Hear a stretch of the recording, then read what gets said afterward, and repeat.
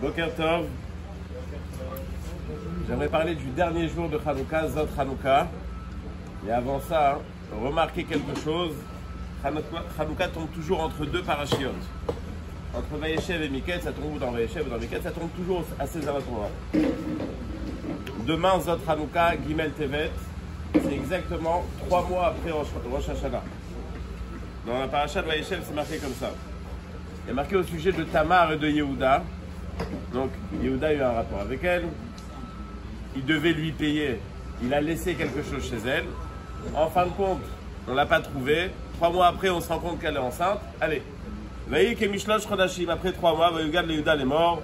On raconte à Yehuda, Zanta Tamar Kalatra. Tamar, ta belle-fille, a eu un rapport intervivial. Mina Aral Izgonim. Vayomer Yehuda Otsiwa Vetisaref. J'ai vu un pshat qui m'a beaucoup plu. Voyez que Mishlosh Chodashim, après 3 mois. Vayugad le Yehuda. Yehuda, c'est les lettres de Yudke Vavke. Les morts Zanta Talmar Kalatra, ta belle-fille, c'est-à-dire celle avec qui tu as un rapport proche. Donc on dit à Hachem, ton peuple, 3 mois après Rosh Hashanah, on dit voilà, ça y est, ils ont oublié les fêtes, ça y est, ils sont partis, ils ont commencé à fauter. Les gars, Minar Al-Zumnim, il y a plein de problèmes, il y a plein, c'est-à-dire la Hitorerut de Elul, ça y est, elle est complètement éteinte. On va Yomer Yehuda, Hachem a dit, Otsioa avec Isaref, ok, alors il faut qu'il soit puni. Imutset Vishalcha El Chamia. Quand le peuple juif commence à être puni, Tamar elle dit, les Ish Asher Elelo Anochiara. Elle dit, le problème c'est à cause de la personne qui m'a donné ces choses-là. C'est quoi? La Tomer Akarna, les Mia Chotemet Vaptilim Vamataele. Reconnaît, Chotemet c'est le tampon, Ptilim c'est ce qui lui a donné comment ça s'appelle? Ouais, et Vamate son bâton. Le peuple juif il répond à Hachem, il dit regarde, reconnais Chotemet, c'est la Chotemet du Kohen Gadol sur la fiole. Tilim, c'est les trucs qu'on met dans la Hanoukia, les mèches qu'on met dans la Hanoukia. Donc reconnais que nous on est en train de faire, on a envie de refaire ce qu'il y avait au Beth Amikdash, on continue à faire la Hanoukia. Car Yehuda il a reconnu.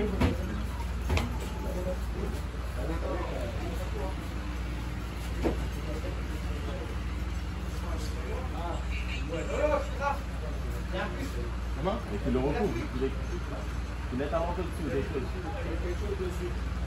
Au moins pour le retour. Vayaker Yehuda, Vayomer Tzadka Emini. Yehuda, comme j'ai dit au départ, c'est les lettres de Hachem. Et le peuple juif a raison, qui a lequel l'on est tatia les Shela Beni. Shela, c'est les lettres de Shiloh. C'est vrai, Hachem, il dit pourquoi est-ce qu'ils sont encore, pourquoi est-ce qu'ils ont fauté? C'est de ma faute, parce que je ne leur ai pas rendu le Beth Amikdash, parce que je ne leur ai pas rendu Shiloh. Shela. Donc 3 mois après Rosh Hashanah, il y a un kitroug sur le peuple juif. Mais on dit, regarde, nous on est en train de fêter Hanouka. On est en train de fêter Hanouka, c'est quoi? C'est pour se rappeler qu'on était prêts à se battre pour le Beth Amikdash. Et Hachem dit, vous avez raison, si vous avez fauté, c'est parce que moi je ne vous ai pas donné le Beth Amikdash, c'est de ma faute. Et c'est pour ça, c'est de ma faute. Et c'est pour ça que chez les Chassidim, Zot Hanouka, comme ils le disent, Zois Hanik, c'est un jour qui est très spécial. C'est un jour qui est très spécial où toutes les tfilotes ont accepté. La tfila est très longue. Je ne vous conseille pas de prier chez les Chassidim demain. C'est très long. Il n'y a rien en plus, mais c'est très long parce qu'on profite du moment. Et donc, il y a un moment de Hitorerut.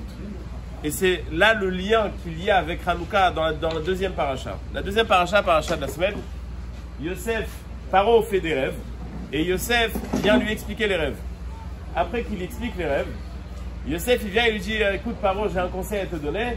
Il faut que tu mettes quelqu'un en place pour gérer, pour faire de la gestion, etc. Et là, tout le monde se pose la question, attends, dis-moi Yosef, il y a 2 minutes, tu étais encore en prison. On t'a fait une fleur, on t'a fait sortir pour expliquer à Paro quel est le rêve, quelle est l'explication de son rêve.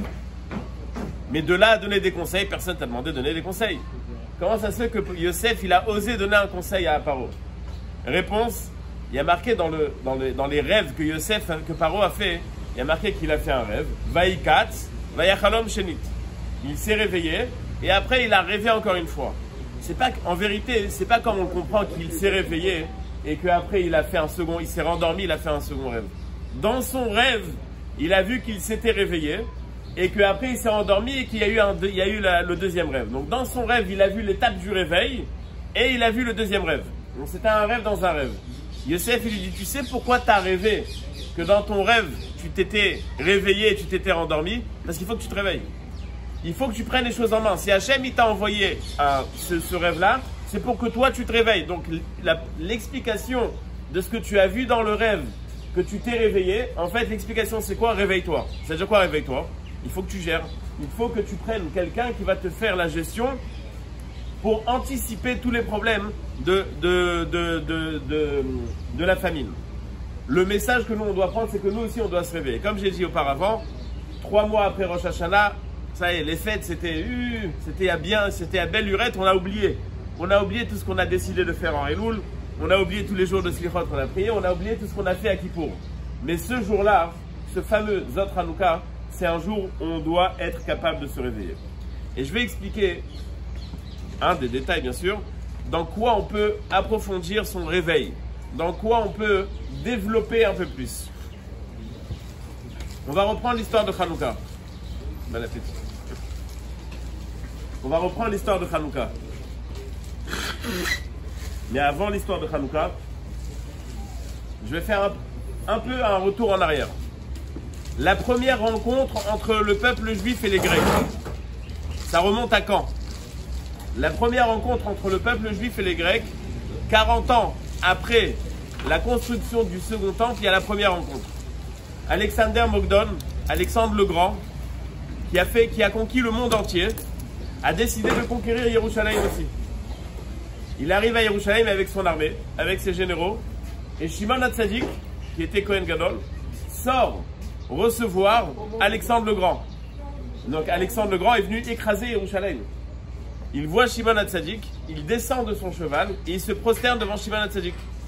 Ses généraux lui disent, mais je comprends pas, on est venu pour les écraser, pas pour s'écraser. Makara, pourquoi est-ce que tu te prosternes devant lui? Et il leur a dit, vous savez, à chaque fois qu'on sort en guerre, le soir d'avant le combat, je rêve d'une personne, et quand je rêve de cette personne, je sais qu'on va gagner. C'est qui cette personne? C'est lui. Donc c'est pour ça que Alexandre le Grand décide de se plier à Shimon HaTzadik. Non seulement il se plie à Shimon HaTzadik, mais il lui dit, dis-moi, vous avez un problème, vous en Israël? Il dit, oui, on a un problème. On a un peuple qui s'appelle les Koutim, qui nous font des problèmes. Et Alexandre le Grand leur dit, va les voir gentiment, il leur dit, faites attention à vous, je suis là. Si vous continuez, ça va mal se passer. Béhémet, les Koutim se sont convertis. Et c'est ce qu'on rencontre plusieurs fois dans la Gemara. Est-ce que c'était des vrais convertis ou pas?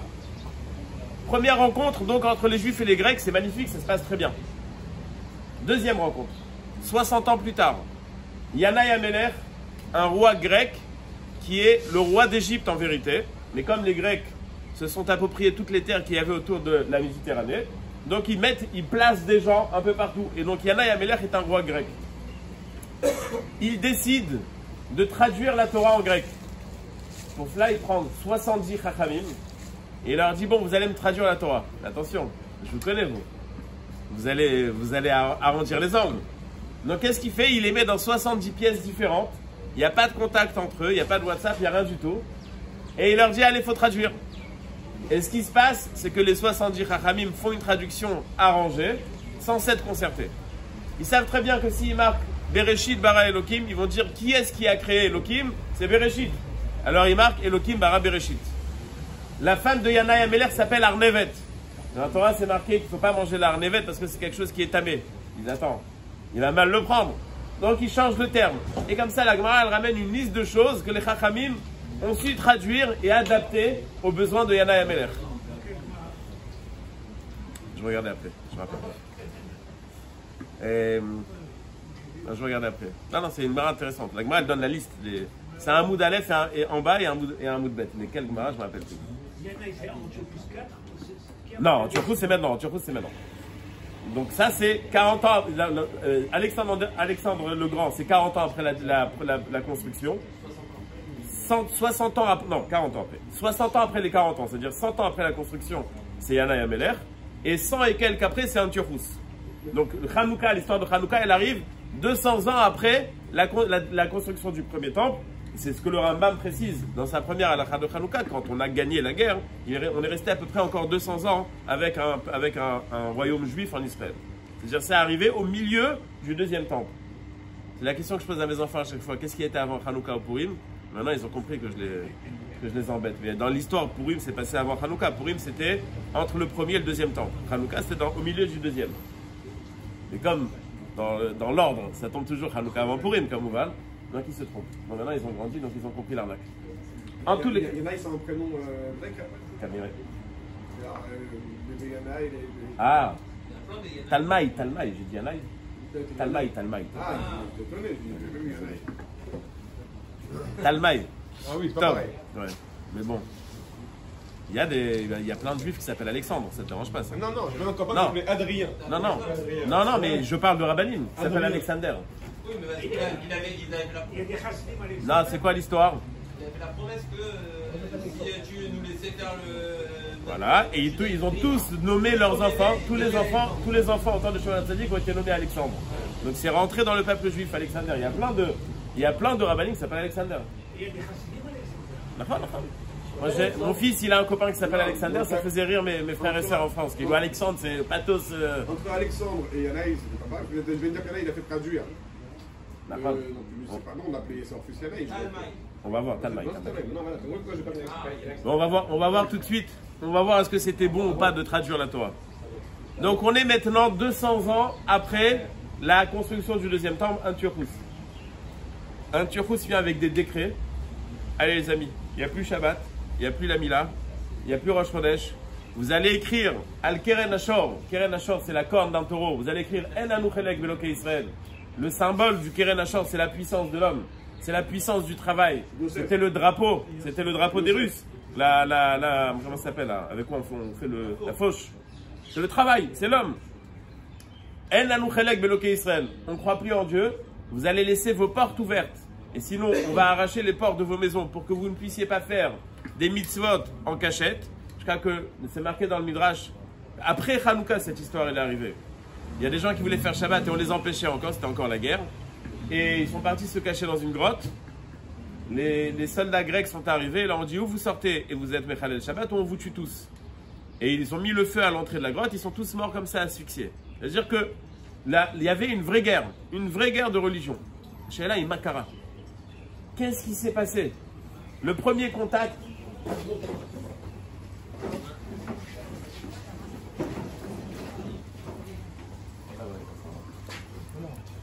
Ah, vous descendez. Donc la question, c'est de savoir qu'est-ce qui s'est passé. On a eu un très bon contact avec les Grecs, avec Alexandre le Grand. On a eu un très bon contact avec les Grecs, avec Talmaï Améler. Makara, que Antiochus, il a décidé de faire la guerre aux Juifs. Qu'est-ce qui s'est passé? Pourquoi est-ce que c'est la guerre? On est prêt à tuer des milliers de gens, tout simplement parce qu'ils font leur mitzvot. Makara, vous les Grecs, qui êtes un peuple qui est intelligent, comment se fait-il que vous êtes tellement anti alors qu'on était tellement copains? Première question. Et deuxième question, ça ressemble un peu à ce que j'ai demandé la semaine dernière. C'est à peu près la même question, mais la réponse elle est complètement différente. On fait un zecher, un rappel du Nes, en allumant la Hanoukia. Ça n'existe dans aucun cas, dans aucune écoute à l'histoire.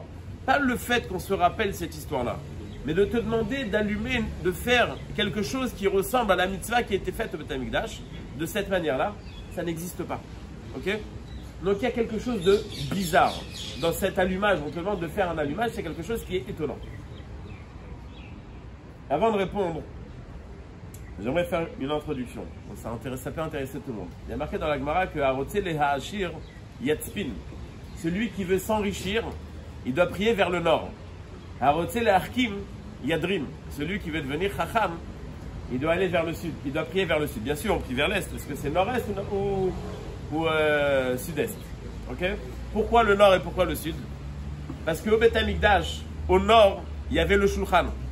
Le Shulchan sur lequel était posé le Lechem Apanim.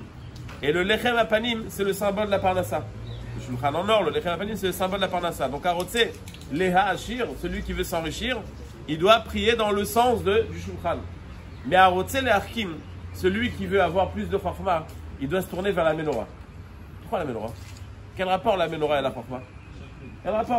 Quel rapport entre le fait que je me tourne vers la Menorah et la Chorma? Le Gaon de Vilna, il donne une explication simple. Dans le pasuk, c'est marqué Kiner mitzvah vetora or. Faire une mitzvah, c'est comme une bougie. La Torah, c'est la lumière. C'est quoi la Torah, c'est la lumière? C'est quoi la Torah, c'est la lumière? Il dit, regardez, au début, il y a marqué qu'au début de la création, Hachem, il a vu que la lumière a été trop forte. Il a été gonèse la lumière pour les tzadikim. Je crois qu'il a été gonesse de la lumière pour les tzadikim. Où est-ce qu'elle est cachée cette lumière? Nous dit le Gaon que pourquoi est-ce que la Torah s'appelle une lumière? Quand on est dans l'obscurité, alors on ne peut pas avancer. On est en train on tâtonne. On va se demander quand on veut se déplacer d'un endroit à l'autre. On ne peut pas se déplacer dans l'obscurité. On a besoin d'avoir de la lumière pour pouvoir se déplacer. Ner mitzvah ve Torah or. Le yesod, pourquoi est-ce que la Torah s'appelle la lumière? Parce que c'est la Torah qui permet à la personne d'avancer. La Torah, elle est claire. Elle te montre un chemin. Elle te montre un derer. Elle te montre dans quel sens aller. Donc pourquoi est-ce que la Torah s'appelle lumière? Parce qu'elle éclaire le chemin que la personne doit prendre. Le ochot, le derer tzadikim, ce chemin-là, il est éclairé par la Torah. Donc pourquoi est-ce que la Torah s'appelle lumière? Elle s'appelle lumière parce que elle éclaire le chemin de la personne. La menorah, c'est marqué que tant que le ner Amaharavi, celui qui était au milieu, est resté tout le temps allumé, par exemple au temps de Shimon HaTzadik d'ailleurs, c'était un signe qu'il y avait la Shrina dans le peuple juif. C'est-à-dire que si on voit que cette lumière est présente, c'est-à-dire que le peuple juif est éclairé par sa Torah. Ça veut dire que le peuple juif est en train de vivre sa Torah. Donc la menorah est symbole de Chokhmah, bien sûr. Tant qu'il y a menorah, il y a lumière. Tant qu'il y a lumière, ça veut dire qu'on vit d'après cet éclairage. Donc c'est pour ça que Harotzel et Arkim, celui qui veut devenir Chacham, il doit prier vers le sud, il doit aller dans le sens de la menorah. Le problème avec les Grecs, et c'est d'ailleurs pour ça qu'ils ont rendu impures toutes les huiles, c'est que eux, ils ne sont pas d'accord avec notre approche. Ils sont d'accord et ils ne sont pas d'accord. Il y a quelques années, des Coréens sont venus à Ponovitch et ils sont venus pour comprendre pourquoi est-ce qu'on est Chacham. Et ils ont décidé de faire de la Gemara dans leurs écoles. Sauf que le programme, il n'a pas marché. Enfin, peut-être que c'est grâce à ça qu'ils ont Samsung, je ne sais pas, mais le programme, il n'a pas marché. Et la question, c'est pas... Il avait avant, quoi. Ouais, mais pas comme aujourd'hui, je crois. C'était plus des machines à laver ou un truc comme ça, non? En tous les cas, le programme n'a pas marché. Pourquoi est-ce qu'il n'a pas marché?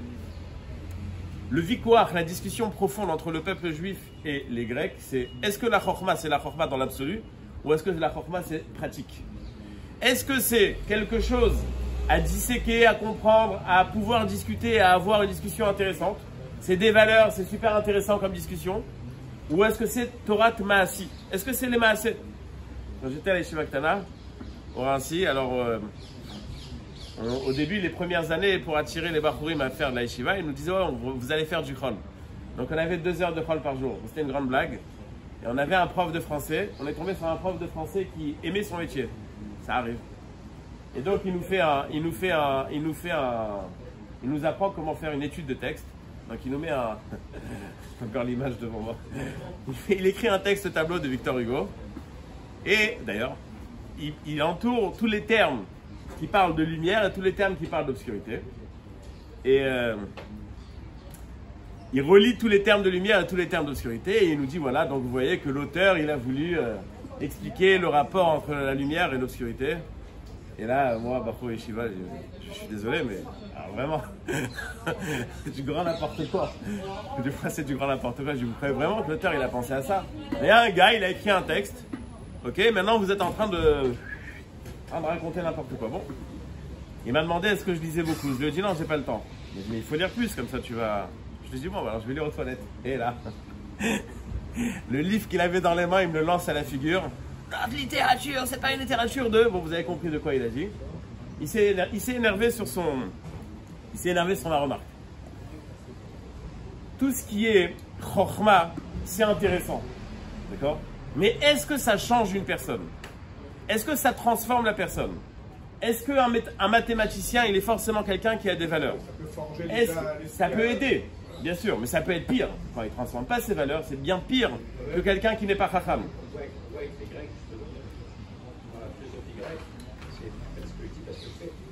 La fameuse histoire d'Aristote, qui était celui qui a commencé à développer les valeurs, et un jour il s'est fait attraper par ses élèves en faisant quelque chose qui n'était pas très moral. Les élèves lui ont demandé mais attends, tu nous as enseigné autre chose. Alors il y a plusieurs versions à la réponse, mais une des réponses les plus sympathiques, c'est est-ce que Pythagore c'est un triangle? Est-ce que monsieur Pythagore c'est un triangle? Ça veut dire que je peux enseigner quelque chose, mais je n'ai pas besoin de vivre par rapport à mon enseignement. Ce que j'enseigne, c'est voilà, c'est dans l'absolu. Mais est-ce que j'ai besoin de me conduire par rapport à cet enseignement? Pas forcément. Et c'est là le carrefour entre les Grecs et le peuple juif. On peut être capable d'avoir Alexandre le Grand qui va se plier devant Shimon HaTzadik. On peut même traduire la Torah. C'est intéressant. C'est très intéressant. Mais de là à passer à l'acte, ma pitom. Pourquoi est-ce qu'on doit se changer? Toute la psychologie moderne aujourd'hui, c'est surtout ne pas froisser les instincts de la personne tant qu'il ne dérange pas les autres. Surtout aller dans le sens de ce que tu es. Tu n'as surtout pas besoin de te transformer. Tu dois t'accepter tel que tu es. Tu dois être d'accord avec ta personnalité. Tu dois vivre comme tu es. Tu ne dois surtout pas faire un effort pour te changer. La chorma des Grecs, c'est une chorma dans l'absolu. La chorma du peuple juif, c'est une chorma qui n'est pas dans l'absolu, c'est une pratique. Entre autres, dans le Kuzari, c'est marqué qu'une des choses... Le grec, c'est je pense donc je suis. Exactement. Je fais, donc Exactement. Chez nous, ça n'existe pas, je pense, donc je suis. Je pense et je suis. Pas ce que j'ai pensé. Mais pas je pense. Je fais, donc je suis. Le Chovat Alvavot, il a une phrase qui est très connue. Il dit Aché apeulot nimshachim alevavot. Après les actes, le cœur peut se transformer. C'est-à-dire que des discussions littéraires ou des conférences, etc., ça ne transforme pas la personne. Ça donne réflexion. Il a raison, il faut faire quelque chose. Mais est-ce que tu passes à l'acte ou pas? Est-ce que tu vas te transformer ou pas? Quand je suis arrivé en Israël la première année, dans la yeshiva où j'étais la première année, on avait un rav qui était très sympathique. Il nous organisait tous les vendredis soirs des Oneg Shabbat. Ce qui n'est pas forcément habituel dans les yeshivot. Pour moi qui était loin de la maison, c'était sympathique d'avoir une ambiance comme ça. Et à la fin, là, je me rappelle encore que la fin du premier cours qu'il a donné, enfin du premier Dvar Torah qu'il a dit, bon, ce Oneg Shabbat, il a dit, vous savez, ce Oneg Shabbat, c'est pas stam, bon, on se fait un kiff, on est en détente, quoi. Ce Oneg Shabbat, ça fait partie de la mitzvah de Oneg Shabbat. Maintenant, comment est-ce que vous allez savoir, est-ce que c'est dans le cadre de la mitzvah, ou est-ce que c'est stam, on se fait un kiff? Si quand vous allez rentrer à la yeshiva, vous allez au Beth Midrash, donc vous êtes dans une ambiance de mitzvah. Mais si quand vous allez rentrer à la yeshiva, vous allez discuter dans les chambres, donc vous êtes en mode ambiance. C'est-à-dire que cette Torah qui est faite, on va Oneg Shabbat, vas-y, kiffe. Mais sous quelle forme? Be'ezet Tzura. Donc, tu donnes du tochen, tu donnes de l'essence à ce que tu fais, ou c'est un laisser-aller. La Torah, elle n'est pas stam pour pouvoir discuter de cette chose-là. On dit que le Sabba Minovardok, il a rencontré une fois quelqu'un qui était dans une auberge, un juif, et le Sabba Minovardok, c'était un commerçant au début, c'était un businessman. Et en fin de compte, un jour, il a eu un déclic, il a tout laissé tomber, il est parti, il a créé des yeshivot dans toute l'Europe. Il rencontre un juif, il dit, tu as étudié la Torah? Il lui dit, non, j'ai jamais appris. Il lui dit, bon, tu veux que je t'explique et tout ça? Il dit, oui, ok, pourquoi pas? Il lui dit, ok, bon, combien de temps ça me prend? Il dit, bon, 1 heure. Il dit, ok.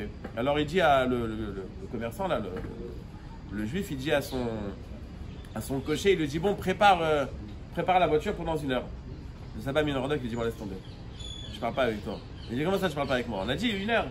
Il a dit, mais si tu comprends pas que de cette discussion, c'est possible que tu vas devoir faire autre chose. Peut-être que tu vas devoir rester ici, peut-être que tu vas devoir aller autre part. Toi, si tu comprends pas que tu vas devoir te transformer, laisse tomber, t'as rien compris. Ça n'a rien discuté. Discuter pour discuter, ça m'intéresse pas. Discuter pour les maassis, ça m'intéresse. Si tu penses que tu vas rester tel quel, laisse tomber. Alors vas-y, c'est quoi, t'as qu'à partir maintenant. La machloquette entre le peuple juif et les Grecs, c'est est-ce que le Torah elle est pratique ou est-ce qu'elle est absolue. Et donc on peut avoir un très bon contact. Mais la traduction de la Torah en grec, c'est le début d'obscurité dans le monde. Comme c'est marqué, ils l'ont traduit d'ailleurs le Chet Tevet. Et il y a marqué qu'il y a 3 jours d'obscurité qui sont arrivés dans le monde à partir de ce moment-là. Pourquoi? Parce qu'ils ont descendu la Torah à leur valeur. La traduction de la Torah en grec, c'est la descendre au niveau des Grecs. Et donc, tu ne la prends pas en tant que telle. Tu la prends en tant qu'histoire. Tu la prends en tant que Bible, en tant que mythe, en tant que ce que tu veux. Mais tu ne la mets pas au niveau où elle doit être. La Torah est descendue de niveau. Donc, le problème de la rencontre entre les Juifs et les Grecs, ce n'est pas un tchourouss. C'était déjà bien avant. Il y avait une marloquette fondamentale. Et tant que les Grecs ont pris de la chokma du peuple juif, ça ne les dérangeait pas. Mais quand ils ont compris que nous, les Juifs, on dénigre cette idée de chokma, là, ça commence à avoir un problème. Pourquoi il y a un sens spécial à la langue grecque? Yaf, Elohim, les Yefet. Parce que nous aussi, on est pour la chokma. C'était le premier peuple qui est. Jusqu'à aujourd'hui, tout ce qu'on vit, dans tous les cas, dans les pays développés, c'est grâce aux Grecs. Donc, il y a une yann de développement. Mais pour arriver à quoi? Il est marqué qu'à la fin des temps, tous les peuples vont arriver chez Hachem. Nous aussi, on a fait pour le peuple juif. Nous aussi, on a fait des ponts. Nous aussi, on a fait des routes. Nous aussi, on a fait tout ça. J'ai dit, c'est vrai, mais vous les avez fait pour vous. C'est vrai que dans l'absolu, c'est les juifs qui vont en profiter. C'est vrai que dans l'absolu, c'est les juifs qui vont en profiter, je me rappelle. Mais ce n'était pas leur intérêt. Je me rappelle que quand EasyJet a commencé à faire des vols pour Genève, tous les ex-fois étaient contents. Pourquoi? Parce que jusqu'à maintenant, ils devaient aller à Paris ou etc. pour prendre l'avion. Ils ont dit, grâce à ça, on peut avoir ceux qui allaient à l'Aïchia, ils disent, bon, c'est pour nous que ça a été fait. Là, mais chalet. Donc il y a une mahala de développement. Mais dans quel sens? Dans quelle idée? On arrive au Beth Amikdash, on s'est battu pour installer cette idée de Torah Maasit. Pas seulement de Torah absolue. On arrive au Beth Amikdash, il n'y a pas d'huile. On pourrait ne pas allumer. Mais on s'est battu pour une idée. On s'est battu parce qu'on dit que c'est une Torah Maasit. Si c'est une Torah Maasit et que c'est tellement important pour toi, alors on va continuer à se battre. On va allumer. Et c'est pour ça que nous aussi, on doit allumer cette Hanoukia. Comme j'ai dit au départ, c'est bizarre qu'on nous a demandé d'allumer. Mais l'idée qui se dégage de cet allumage, c'est que c'est pas une idée. C'est pas une idée. C'est du Maassi, c'est du Tachlit. Il faut le faire. Si tu fais pas la Torah, si seulement tu entends, tu dis c'est agréable, j'ai écouté une conférence, c'était sympathique, t'as rien compris. C'est vrai que ça commence par là, mais ça ne s'arrête surtout pas là. Donc pourquoi est-ce que on doit allumer? Parce qu'on doit passer à l'acte. Parce qu'on doit faire quelque chose. Eux se sont battus pour être Maassim, pour ne pas être contre les Grecs qui sont dans l'absolu. Nous aussi, on doit passer au Maasé. Si on doit être Mitrazek, Zot Hanouka, c'est de savoir passer au Maasé. Je termine avec un détail. Quelqu'un est venu voir un Rav et il lui a dit, Rav, c'est quoi la mitzvah de Emouna? J'ai déjà posé la mitzvah de Emouna. J'ai déjà posé cette question une fois, je pense ici. Croire sans avoir de preuves, t'es un idiot. Et si tu as des preuves, ça ne veut pas que tu crois. Mazé mitzvah Emouna. Il a dit mitzvah Emouna, c'est quand tu es en train de farfouiller dans le Mishnah Berurah, tu essaies de comprendre le petit détail, et c'est ça la mitzvah d'Emouna. Pourquoi? Parce que si tu comprends que Hachem il t'a dit il faut faire A, B et C. Ok. Maintenant, comment est-ce qu'il faut le faire? Alors, c'est passé du Chumash à la Gemara, à Poskim, etc. Donc, ça, c'est la parole de Dieu. Maintenant, tu dis, ça va, c'est pas grave. Mais non, le Maassi, c'est le plus important. C'est pas ce que tu dis, bon, moi, dans l'idée, moi, je suis religieux. Ou je suis Ma'amin Balev, Zelo Maspik. Atatsarik la Sot Befoal. Donc, la mitzvah de Emouna, pour être persuadé de ce que tu dis tu es croyant, c'est le fin fond, le dernier mot, le petit détail qui est marqué dans le Sha'ar HaTziyun, Shama la mitzvah d'Emouna. Parce que si tu es vraiment Ma'amin, et comme on a dit, nous Ma'amin, c'est pas dans l'absolu, alors c'est dans la pratique. Donc la mitzvah de Emouna, c'est dans le Kiyum HaHalacha. Les autres Hanouka, si on apprend un Chizou, comme on a dit 3 mois après, il y a un Kitroug, et Hachem il dit, bon c'est vrai, ils n'ont pas eu le Beth Amikdash. Mais comme Yosef, on doit se réveiller, savoir se réveiller, les akpid, al-kala kevachamura dans la halakha.